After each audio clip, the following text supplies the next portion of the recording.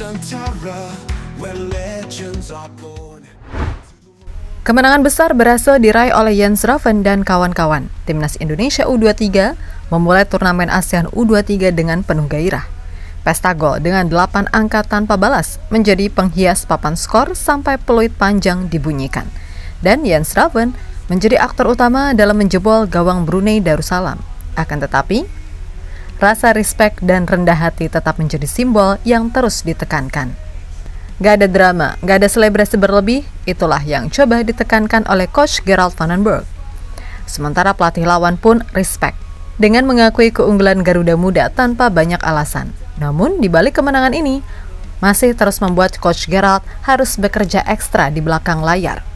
Ia ingin kandidat juara bukan hanya sebatas mimpi, akan tetapi bisa menjadi kenyataan yang terus meningkat. Lantas, bagaimana rahasia kemenangan yang akan terus dipertahankan Van den Berg? Apa saja yang akan ditingkatkan buat laga selanjutnya? Let's go kita bahas satu persatu.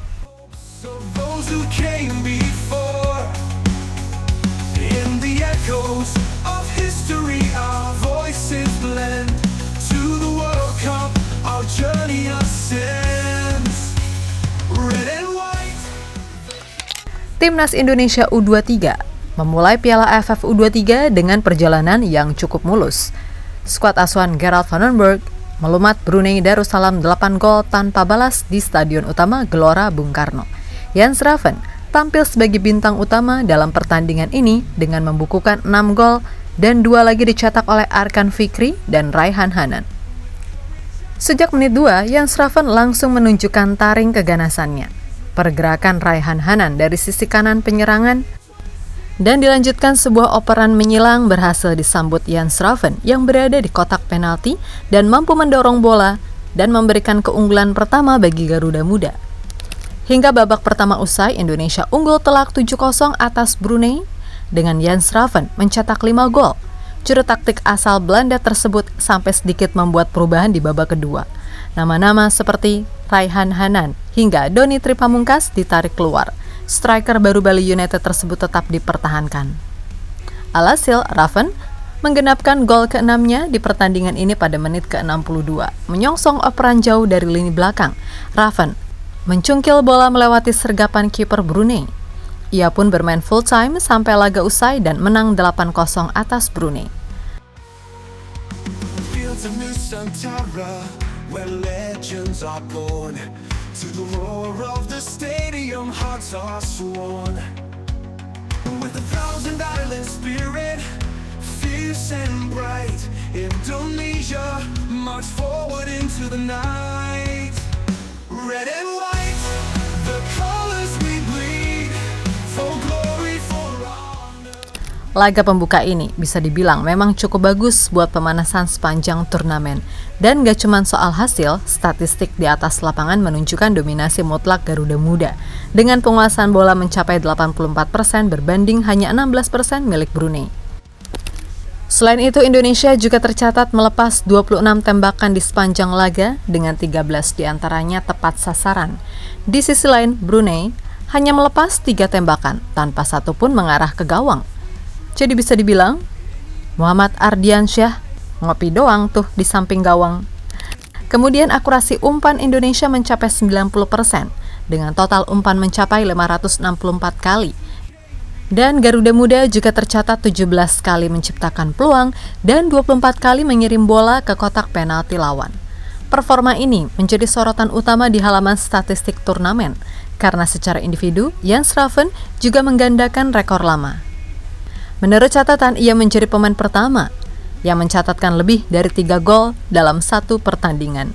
Sebelumnya, tidak ada pemain yang mencetak lebih dari 3 gol dalam satu pertandingan di AFF U23. Dengan torehan 6 gol, striker 20 tahun tersebut juga langsung memuncaki daftar top skor sementara Piala AFF U23 2025.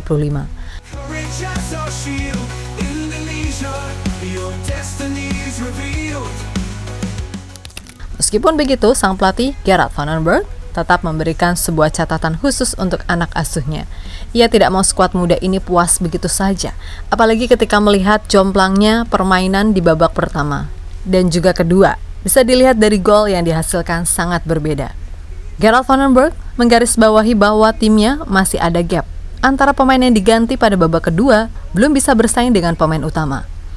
Saya pikir kita bermain apik pada babak pertama, lalu pada babak kedua kita tidak tampil sebaik di babak pertama. Namun saya pikir Brunei Darussalam juga bermain bagus. Pada babak pertama saya senang, namun pada babak kedua kita harusnya bisa lebih berkembang. Saya rasa keseluruhan, saya rasa senang dengan hasil ini. Gap antara babak pertama dan kedua memang terlalu tinggi. Jadi kami harus berupaya dalam latihan supaya kedepannya tidak terlalu jomplang. Kata juru taktik asal Belanda tersebut saat jumpa pers usai laga. Sumber kompas.com.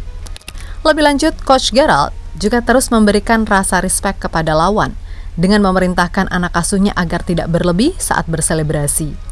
Di mana saat mencetak gol penalti, Jan Schraven sempat melakukan selebrasi pacu jalur yang tengah viral. Namun inilah yang jadi catatan sang pelatih agar tidak mengulanginya dan lebih menghargai lawan, apalagi ketika situasinya sedang kalah telak. Makanya Coach Gerald sempat menyemprot si Raven. I made a promise with someone before the match, and all the photographers said to the bench because it's going very viral. But it was one time, and I will not do it anymore. Next time you don't play. I really did say it, so it will be the last time. To the world's grand stage, where dreams ignite. Dalam pertandingan pembuka grup A, langsung mendapatkan tamparan keras 8 gol tanpa balas, menjadi sebuah pelajaran berharga bagi Brunei. Sang pelatih Aminuddin mengatakan hasil ini dipetik pembelajaran timnya ke depan, mulai dari cara bermain antar lini hingga pergerakan pemain Garuda yang menurutnya memainkan permainan yang bagus bagi sebuah tim. Kita memanfaatkan hal ini untuk bisa tampil melawan tim besar. Jadi pada malam ini kita melawan Indonesia. Mereka mampu bergerak dan komunikasi antar pemainnya bagus, serta pengambilan keputusan mereka impresif. Jadi para pemain kita bisa belajar dari laga ini. Mereka mampu menunjukkannya. Meskipun kita kebobolan lagi, namun ini adalah momen yang bagus untuk kami untuk laga selanjutnya. Sekarang saya tidak bisa bilang banyak karena saya perlu menyegarkan dulu pikiran saya, lalu berdiskusi besok dan mempersiapkan untuk laga kedua, kata Aminuddin pada jumpa pers setelah pertandingan dilansir dari CNN Indonesia. Yaps, walaupun kita menang sebanyak apapun, Brunei dari dulu adalah saudara dekat Indonesia. Makanya tidak heran kedua pelatih saling menunjukkan rasa respek tanpa selebrasi berlebihan.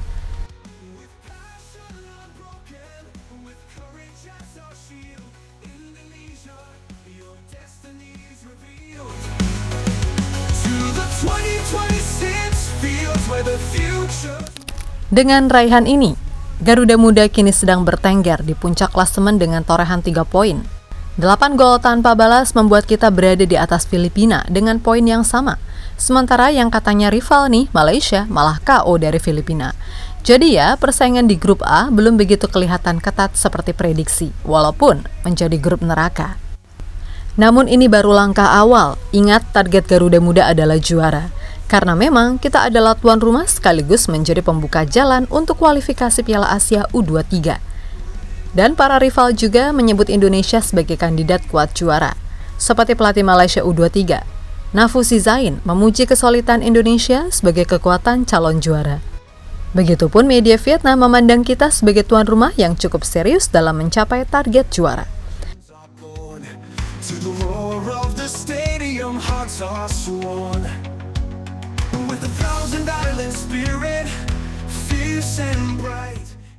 Pada intinya, kemenangan besar ini bukan semata soal angka di papan skor, tapi lebih dari itu, ada refleksi dari kesiapan mental, disiplin taktik, dan tekad Garuda Muda untuk mewujudkan mimpi menjadi kenyataan. Jan Schraven mungkin mencuri perhatian dengan rekor fenomenalnya. Tapi di balik gemuruh sorak dan euforia supporter, ada sosok Gerald van den Berg yang terus menjaga tim ini tetap membumi. Ia sadar perjalanan masih panjang, masih ada laga-laga yang lebih sulit menanti, dan lawan-lawan yang tidak akan tinggal diam.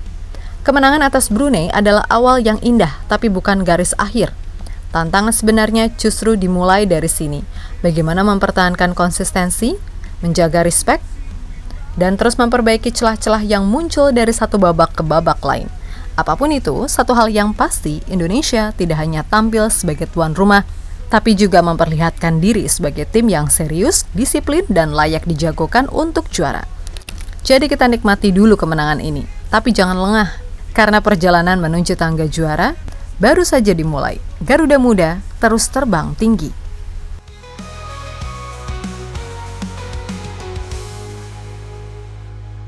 Itu dia ceritanya hari ini dari JL Report. Kalau kamu suka videonya, jangan lupa klik like-nya dan tulis pendapatmu di kolom komentar. Masih banyak cerita seru lainnya, langsung cek video di sebelah. Karena di sini, kita bukan cuma nonton, kita hidup bareng Garuda. Sampai ketemu di video selanjutnya.